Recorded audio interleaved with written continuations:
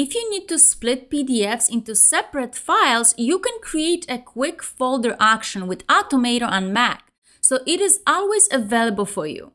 Search for the Automator app on your computer, then open a new document.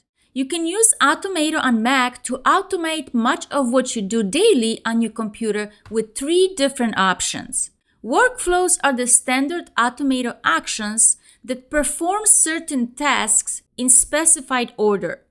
Applications are standalone workflow that runs when you open it or drop files or folders on it. Quick actions are workflows that you can add to Finder windows and the Services menu. I will select Quick Actions so that the option will appear when I right-click on a file. On the left, you have different libraries. Each library has a set of already created mini actions that you can use to create workflows. Since I want to split PDFs, I will select the PDF library. Then select the Split PDF action.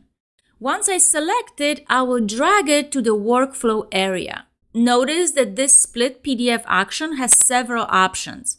I can select to keep the split file name the same or give it a custom name.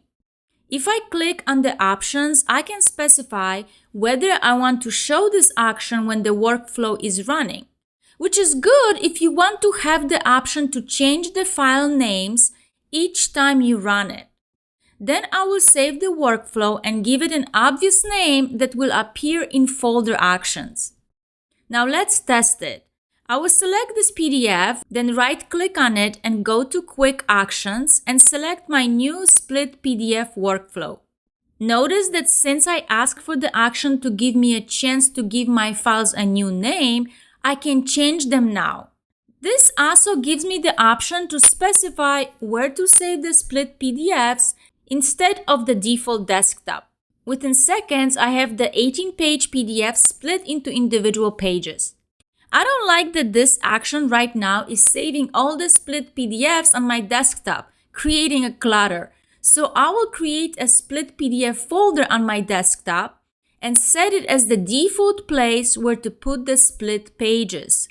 Then I will go back to my Automator and change the Save option to the newly created folder. If you already closed the workflow, open Automator, then go to File and open Recent to find your split PDF workflow. Before I run it again, I will make 2 other changes to show you the settings that I personally use on my Mac. I will select the Keep the Same Name option and uncheck the Show this action when the workflow runs.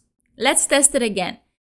Now the PDF deck that I had selected splits into individual pages into my split PDF folder, and all the files have the original name with page number at the end. Thanks so much for watching.